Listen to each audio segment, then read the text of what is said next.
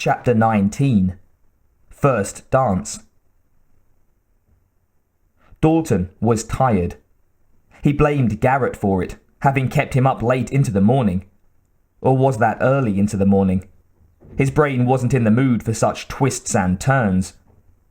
All he knew was that he hadn't had enough sleep, and that was becoming a pattern of late. Up on the stage, Cody's band was playing their rendition of Jeff Healey's White Room, the singer strumming his guitar in that weird way he did across his lap. The club was heaving, the dance floor full, which in business terms was good.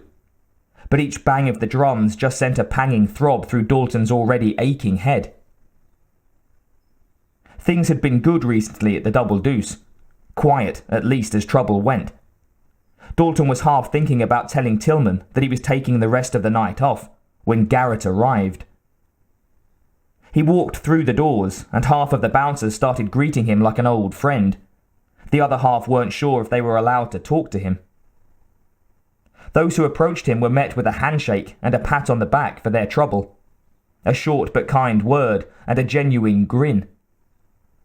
Something about the old cooler's happy-go-lucky way was infectious. When he was in a good mood like this, it swirled around him and trailed behind him in his wake. Dalton wasn't sure if he was angry with his mentor or not. What he'd said had certainly struck home, but he wasn't sure if he was ready or willing to hear it. Still wasn't sure if he agreed with it. Then there was the headache that the old man was responsible for too.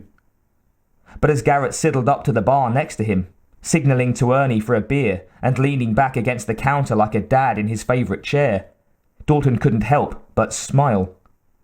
It felt like old times. Not that they'd always been good times, of course, but sometimes that made for a better bond between those who went through them together. The first thing Garrett did was notice the two blondes to his left. Then, in spite of what he'd learned last night and this morning, he hit Dalton on the leg and nodded over at them, as if to say, "What do you think? Should we give it a shot?" Definitely like old times. Dalton shook his head and laughed. He envied a lot about Garrett, but most of the time it was the way he made people around him, including Dalton, feel like no matter how bad things might seem now, everything would be all right, as long as he was there. There was a sudden commotion near the doors, and Dalton looked up to see Jack running his way. "Hey, Dalton!" he said. "Red's place is on fire!" Dalton slapped Garrett on the arm in a gesture that told him to follow, and they ran outside. As soon as they opened the door, they could hear the sirens. The smell of burning was already thick in the air. Other people were clamoring out of the club to see what was going on, and Dalton had to push through them to get out to the road. Sure enough, Red's Auto Parts was up in flames, each window seemingly broken out, and tongues of oil-fed fire licking through. 2 fire trucks were racing up, but it was obvious that there was nothing they could do to save the business. Dalton ran across the road to get closer to the inferno to see if there was anything he could do. But before he could get there, the whole building suddenly exploded outwards and upwards, sending a searing wave towards Dalton and nearly knocking him off his feet. He took a minute to compose himself as an ambulance suddenly pulled up to the scene, the firemen nearby, themselves falling back under the heat, waving it to stay back. It was then that Dalton thought, "Where's Red?" He looked around quickly, hoping to see the old man standing safely somewhere nearby, but he was nowhere in sight. The fire and ambulance crews were the only other people on this side of the road. On the other side were just the young clubgoers and the Double Deuce staff. For a moment, some instinct in Dalton told him to head into the building, or what was left of it, to look for Red. But common sense strongly advised him that nobody that had been in there could have survived that. And nobody going into it now could either. Just then, Red's old pickup came roaring up. The old man got out and stared at his store, his living, his life's work, going up in flames. He tore the cap off his head and slammed it down onto the dirt in anger and frustration. Dalton could see the pain in his eyes through the reflection of the fire.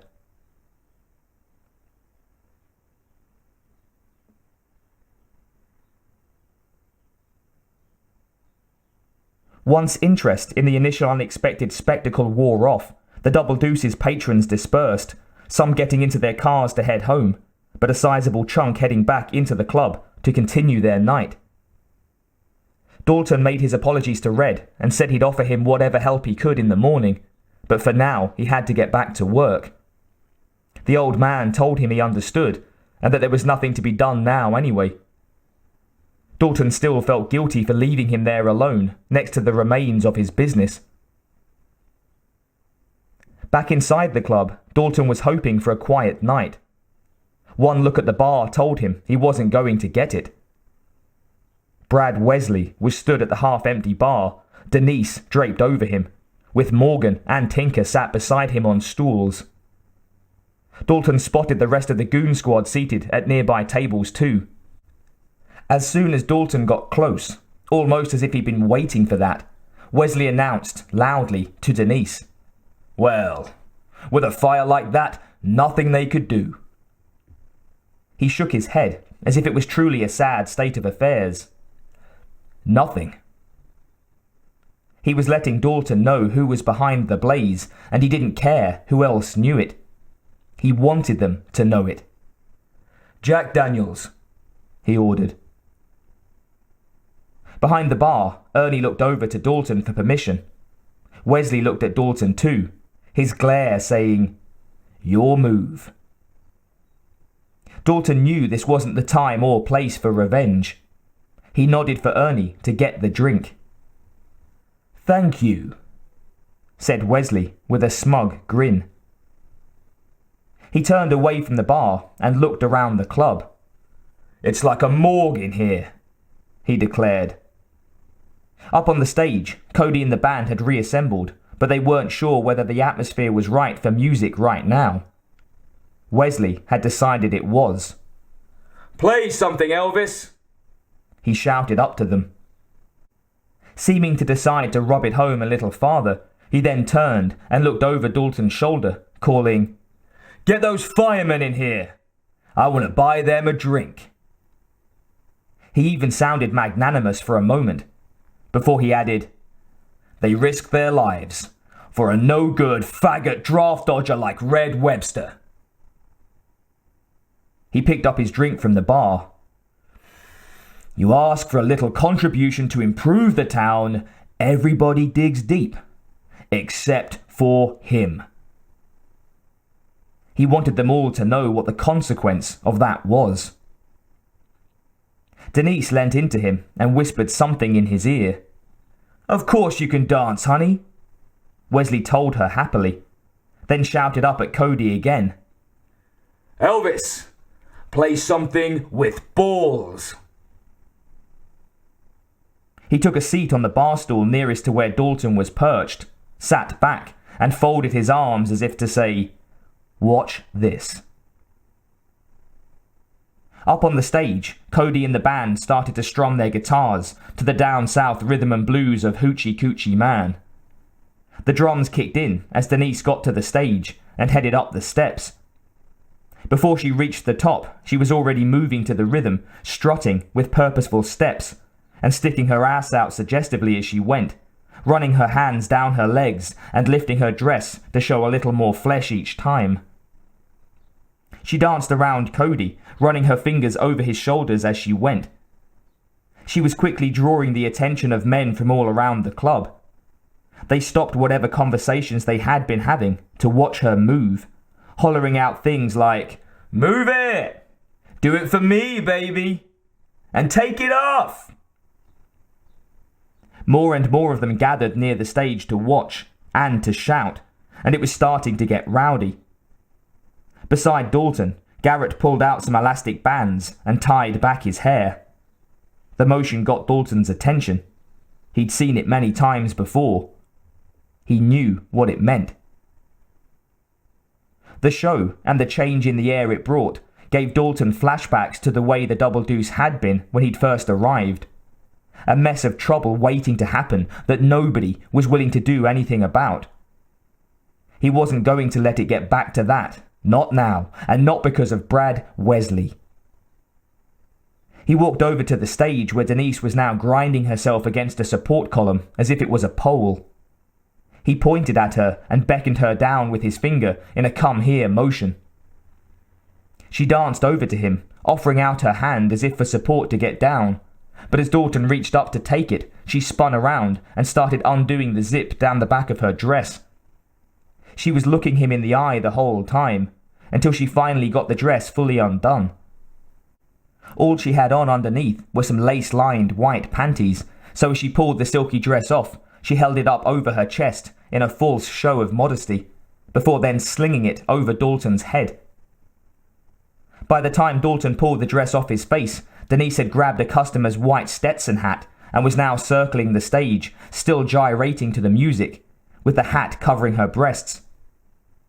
When she walked over to the edge of the stage to look down at Dalton, she swiftly moved the hat, breasts on show, and tried to put it on his head. He knocked the hat aside, having seen enough, and reached up to grab her by the hips and lift her down. She planted a kiss on his lips and wrapped a leg around him while the crowd cheered, but he grabbed her by the shoulders and roughly escorted her back over to Wesley.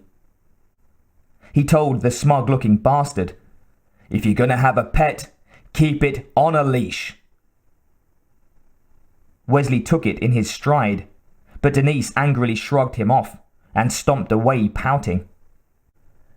"You're right," Wesley agreed, then called out to his real pet, "Jimmy!" Time to let the dog off the leash.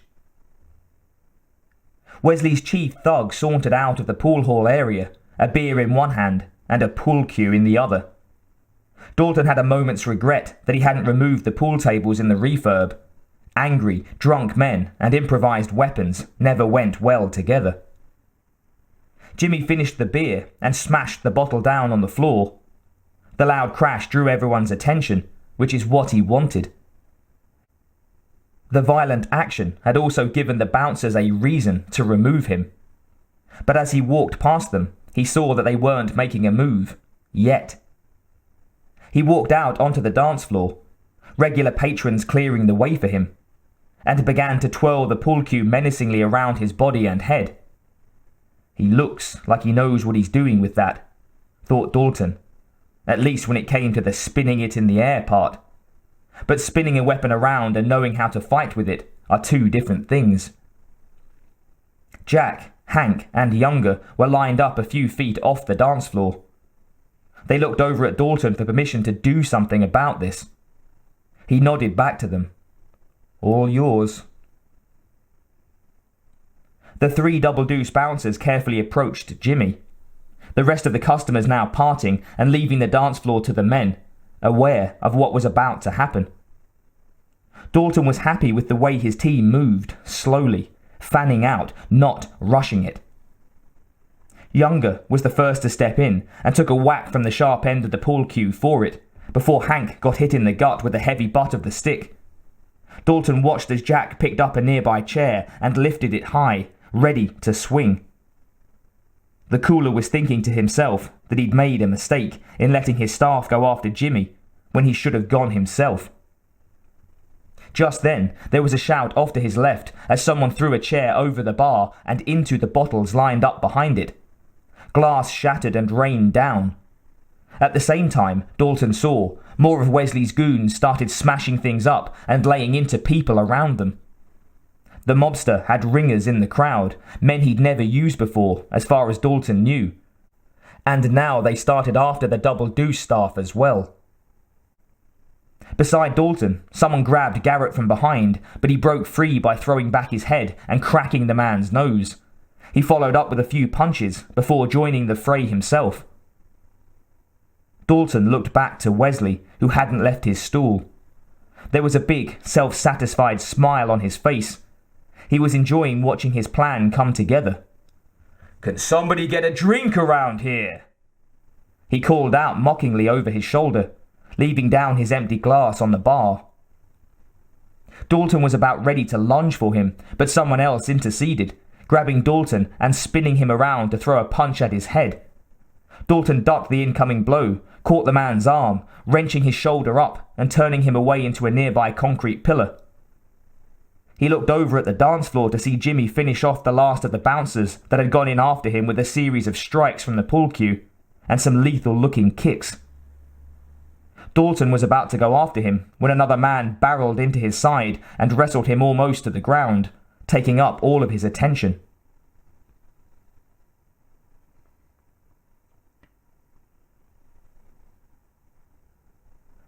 Garrett watched as the double denim-wearing fighter used the pull cue like a pole vaulter to launch himself up onto the stage, dropping it behind him. When he saw that Dalton already had a dance partner, he pointed at Garrett. "You!" he called out loudly, getting his attention.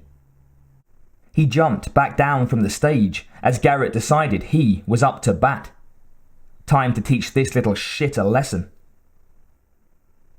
They took each other's measure for a moment, hands up in fighting stances. Garrett held himself like a boxer, guard high, legs bladed, as best he could get them with his knees. He saw that Jimmy was looser, his lead hand floating freely and looking lighter on his toes. Sure enough, it was the younger man who started the action, attempting a quick kick to the head. Garrett swayed away from the crescent kick and took the two following kicks, aimed for his body, on his arms, twisting into each blow to absorb some of the shock. Seeing an opening, he lashed out at the younger man with a left and a right. They landed and might have dropped a weaker man, but they only seemed to piss Jimmy off. He came back in with some punches of his own and a kick that caused Garrett to turn away to avoid being knocked out. Turning your back in a fight is nearly always a bad idea, which Garrett knew. But sometimes these things happen, like it or not. This time, Jimmy used the opportunity to grab Garrett's neck from behind, aiming to sink in a choke and end the fight. Maybe end his life. Garrett acted quickly though, throwing back a few sharp elbows to the gut to loosen the hold before he reached over his shoulders and grabbed the other man by the neck, swinging forward with all his might to launch him over his head and into a table nearby. Seizing the initiative, Garrett looked to finish it, leaning down to punch the other man in the face on the ground where he couldn't move away from it. But all he got was a kick to the head with a steel toe-capped boot instead. He staggered backward, vision blurring, but saw well enough that Jimmy was quickly back to his feet. "Come on, old man!" he called out, more mirth in his voice than anger. He was enjoying this.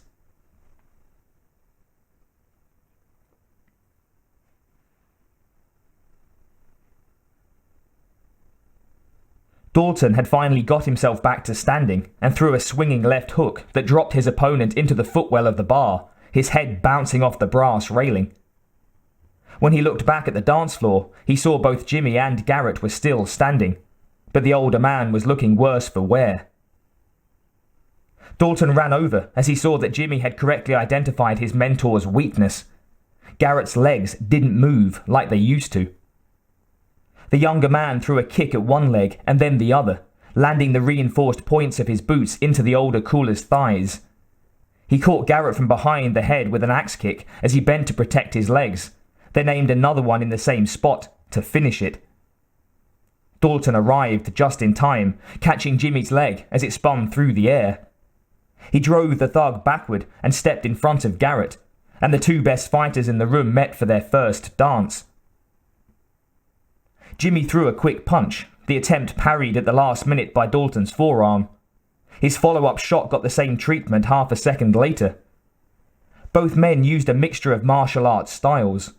What was on display now reminiscent of the trapping style of Wing Chun. Their arms rolled together for a second, but it was Dalton who broke through and landed the first blow. Jimmy took one step back, his mouth smiling slightly under his bloodied nose. His eyes widened and he raised his hands to come in again. A gunshot rang out across the club. A few customers screamed in response, and then the whole place went quiet. Wesley lowered his revolver from where he'd been pointing it up at the ceiling and calmly said, "All right, that's enough." He stood up, pocketing the pistol, and then shook his head, pretend disappointment breaking out on his face. "This isn't working out, Dalton," he said, in something close to a villain in a western declaring, "This town ain't big enough for the both of us." Dalton looked over at Wesley, but now he was staring up at Tillman, who had come out of his office to see what was going on. The look he gave the club owner said, "You caused this." "Let's go, boys," Wesley stated after a moment, showing that he had decided the night's fun was at an end. Jimmy was staring at Dalton in a way that said he still wanted to fight, but his master had slipped the leash back on once more. He pointed at Dalton and said, "Your ass is mine, boy," before going to heel. Dalton wondered if Wesley would reward him with a treat when they got home. Dalton watched them go as Garrett came over to him, his limp even more pronounced than usual. Dalton put a hand on his shoulder and squeezed, his way of asking, "Are you all right?" "Same town, new story, huh, pal?" Garrett asked conversationally by way of answer, like they'd just heard an interesting tale about a rough bar fight, rather than having been in one. In spite of everything, Dalton couldn't help but laugh. "Let's get a beer," said Garrett, in his typical, everything will be all right way.